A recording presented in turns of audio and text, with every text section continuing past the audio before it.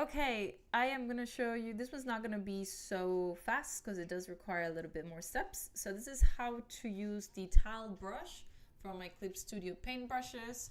And this is how we're going to start. It's just a regular document and you're going to create a rectangle. You have to use a dark color and I'll explain why in a little bit. So you have to see it finished first, so it makes more sense. And then here's the two important things. You're going to look to your left where my mouse is. You see there's the color options there that you can visualize. You need to choose two colors. The colors that you choose are important in regards to how the tiles are going to show up. And I don't know if, I guess you can see, I don't know if you can see my mouse, but I'm switching colors here between the dark and the lighter one. You have to look towards the left of the screen, like towards the left. And you have to make sure that the top color is the light one and the dark one is the bottom one. If you don't do this, then the tiles that you create will not work appropriately. Also, you have to make sure that the dark color is the one that's selected.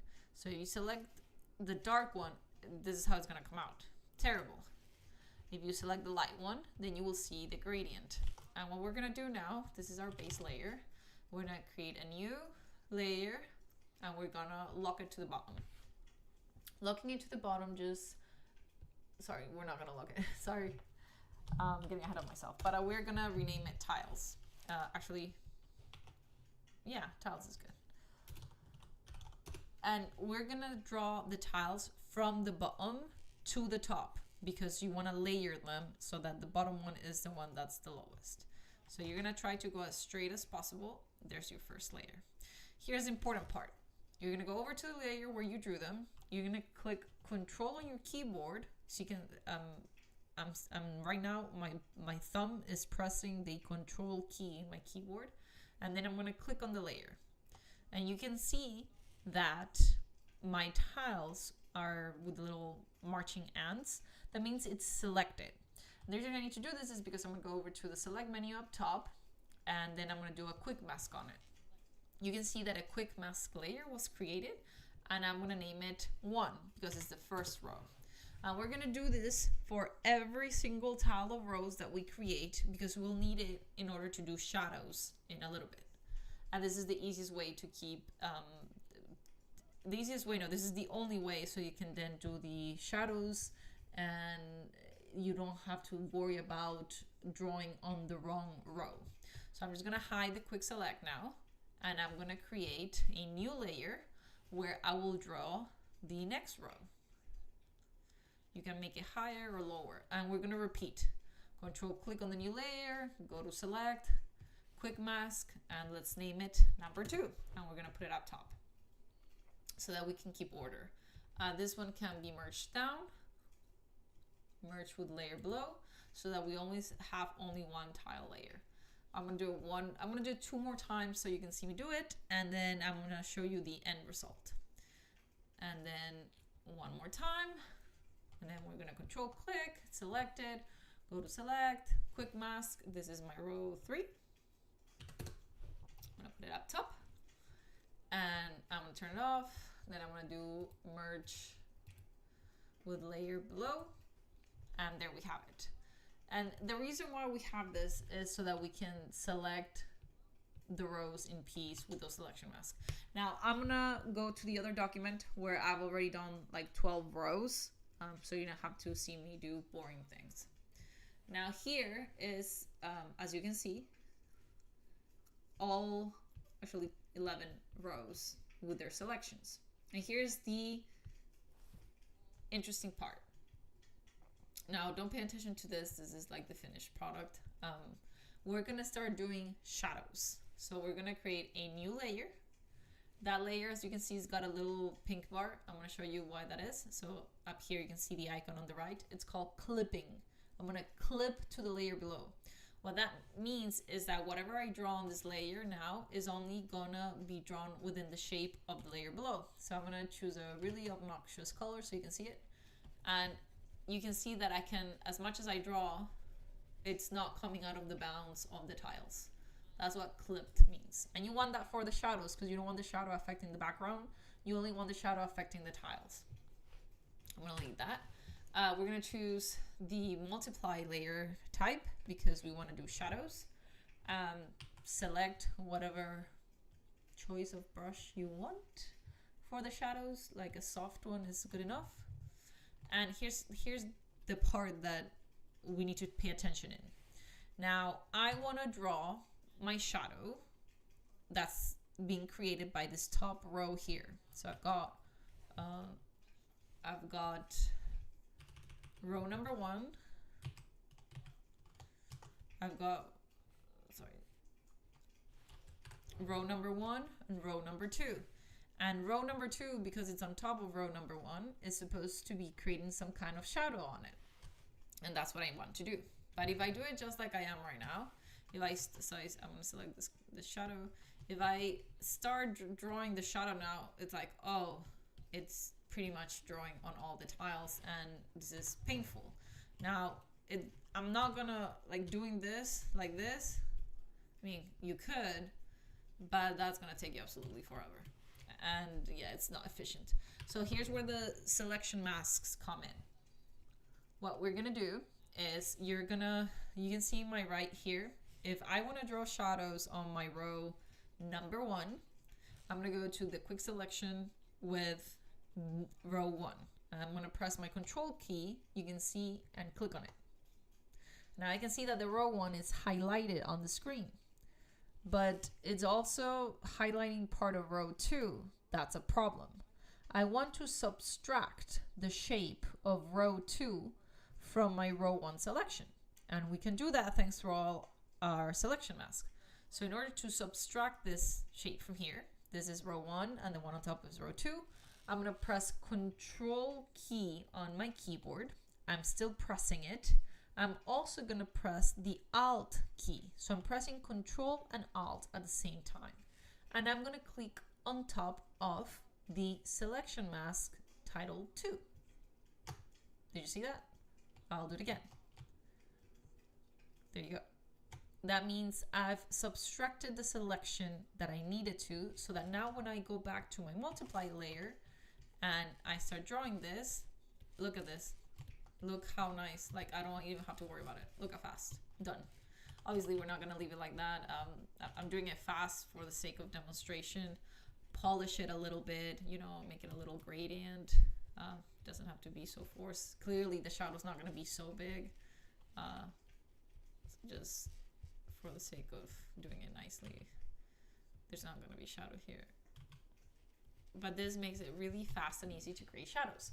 So I'm going to do this process 2 more times, just in case you didn't catch it. And then I'm just going to show you the final multiply layer, because otherwise we're going to be here all night. So once again, now I want to do the shadows for this row number 2. And the shadows in row number 2 are created by row number 3. So I need to select row number 2 and then subtract the shape of row number 3 from row number 2. So to do that, I am pressing the Control key only. I'm still pressing it. And then I'm going to click on top of my selection mask title 2. There we have it.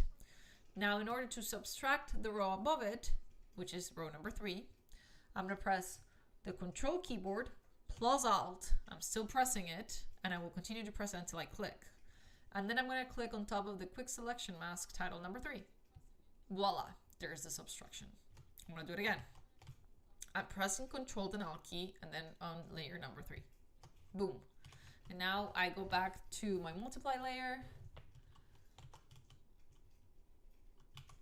By the way, I remove, the selection ants distract me very much. I don't know where in the menu that is. So I have a keyboard shortcut that when I press S, the marching ants are no longer visible because doing it like this distracts me a lot. So that's why you're not seeing it. It's nothing weird. So let's like quickly do the shadow. Make sure you only do it in the only place that you're supposed to. And the good thing about this is that as I try to delete to form a gradient on the lower part of the tile, I'm not modifying the previous shadow that we did because this is only highlighting row number 2. So yeah, this is not dark enough. So there you go. Now we've got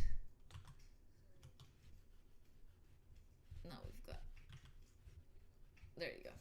I'm gonna do it one more time just in case you didn't catch it. Now I want to draw the shadows for row number 3, and the shadows are cast by row number 4. So I'm gonna highlight row number 3 first by pressing the control key in my keyboard.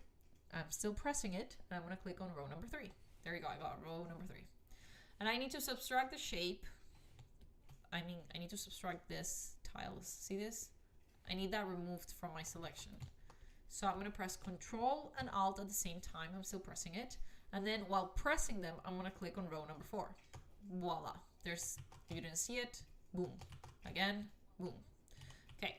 So go back to the multiply layer. Oh, there shouldn't be any shadows here. And here we go.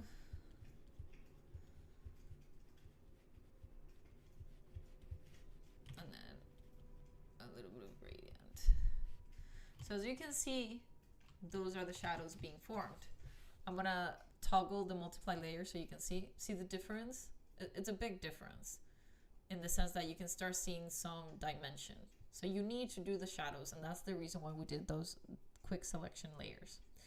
Now, this is kind of boring, so I'm not going to do all the rows with you. I'm just going to show you the final result. So I'm just going to delete my multiply layer. And this is the final result of doing the shadows. This one's a little less dark. I didn't do it as dark. You can go as dark as you want. I don't like it that dark for this one, I suppose. But I could go darker. It doesn't matter. Like if you, as a tip, like if you did the shadows and thought, oh, they're not dark enough, you can always go to layer. Where's sorry, not layered. Edit, tonal correction. Either of this is fine, and then you can just darken it and darken it and darken it and darken it as much as you want. But I like it like this at the moment, and you can see the difference when you toggle.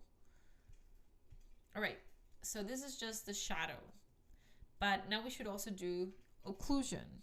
Occlusion is a little dark. No.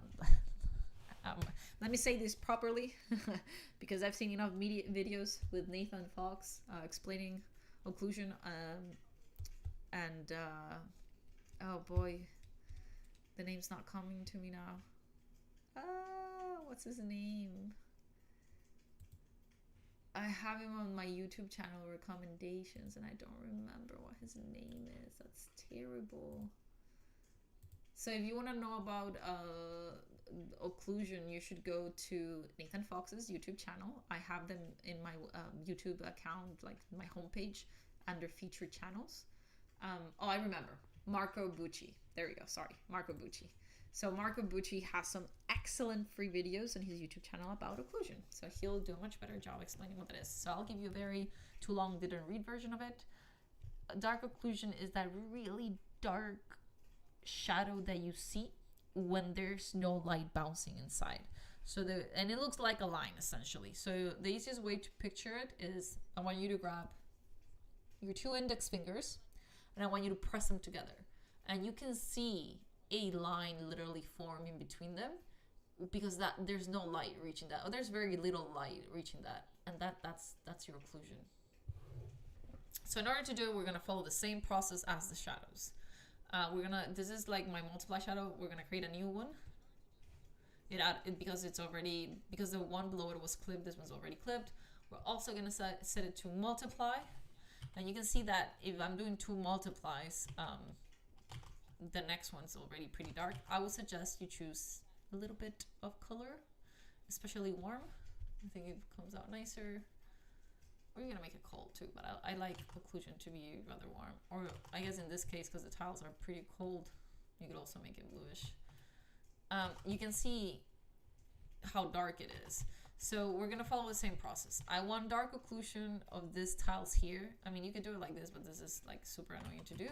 So we're gonna click on the first row. By clicking on that, I mean press the control key on my keyboard. Then I'm gonna click on the select one. I think I need to get a plugin so you guys can see the key that I'm hitting. Then I'm going to do Control Alt and then click on the layer above, and it's going to subtract. So now I can peacefully draw in my occlusion layer, not my shadow layer, occlusion layer. So you're going to get close to it. I mean, you don't need to get that close. And with any brush that you want, very lightly, you're going to, just on the border, just barely on the border, create that nice little occlusion, right? Just on the border. There you go. That's a little too much. There you go. So let me toggle it so you can see the difference. No occlusion, occlusion, no occlusion, occlusion. So I'm gonna do it for the second row again, and that's it, because I don't want to be here all night. So the second row, I'm hitting the Control key, clicking on the second layer. I need to subtract layer number 3 from it. So Control Alt, click on layer 3, subtract it, and here I am creating the occlusion. Take your time. This is actually very relaxing to do. I like this part, like the part of occlusion and the shadow, especially when it's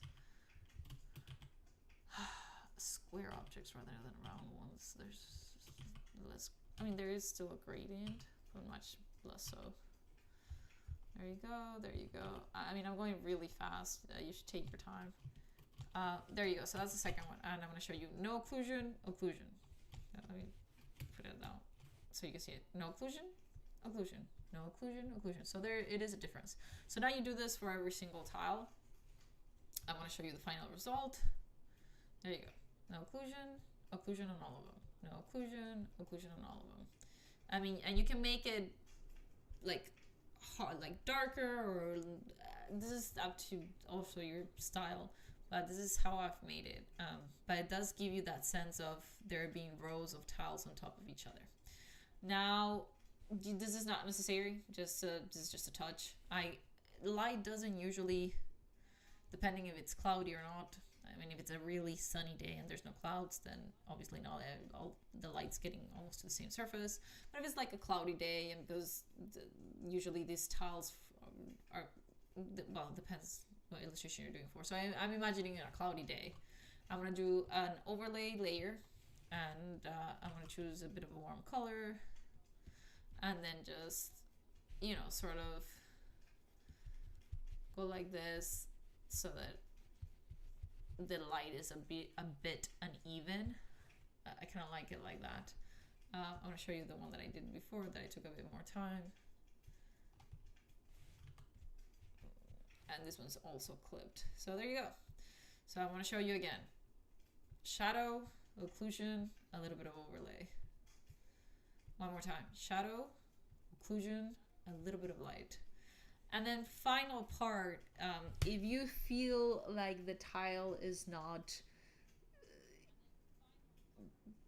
dark enough, or the difference between the gradient, the values drawn with the tile, like you want it sharper or darker, you can always create a correction layer. So you're gonna go to layer, layer, new correction layer, and we're gonna go for tone curve. And the reason why it's a correction layer is so that you don't damage the file, like the layer of tiles. This will make a layer that applies the correction onto the layer below it, and you can always change it, so it's not set into stone. So we're going to increase, we can make it a little darker overall, and then the darkers are going to be darker, the lighter is going to be lighter. So we're just increasing the, how can I say this, the sharpness in between the values. I don't know if that's the best way to explain it, like this. So I'm going to leave the one that I created before.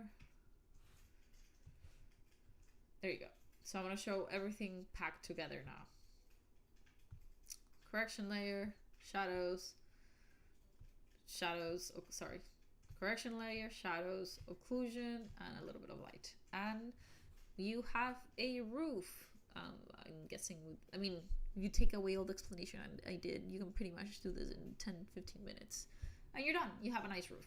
And here's the reason why we have the base, that little block of square that we did before, because there's gaps in the tiles. Like you can see that the tiles are not all perfect squares. So for example here you can see, I'm gonna showcase this, like there's a gap here, a gap here. This is for randomness so that they don't look perfectly aligned, because these are like shabby tiles. Maybe I should make a brush with perfect tiles. You tell me in the comments if you want one like that. I haven't had use case for it, so that's why I haven't really created it. And the reason why you need to make it dark is because if you don't, that's what happens. I'll make it red so you can see what, because you will see through the, like that's the roof. Like, see, it's the roof below the tiles. So you need to make sure it's dark, otherwise it's see-through. And that's essentially it. I've explained now the tile brush, which I think was better to do through video than through the images that I have on my Gumroad. It's much better to explain it this way, and that way, you know, you guys have a bit of visualization for it. I've only got one more brush to make a video for, which is the rain brush. And I'm actually creating now a new pack of pencil brushes. They're just all kinds of pencils, only pencils. But if there are any kind of certain brushes that you guys are looking for, if you leave the comments, I can think about creating a new pack with those specific comments. And well, that's pretty much it. So I hope this was helpful for you, and I'll see you on the next video. All right then, bye.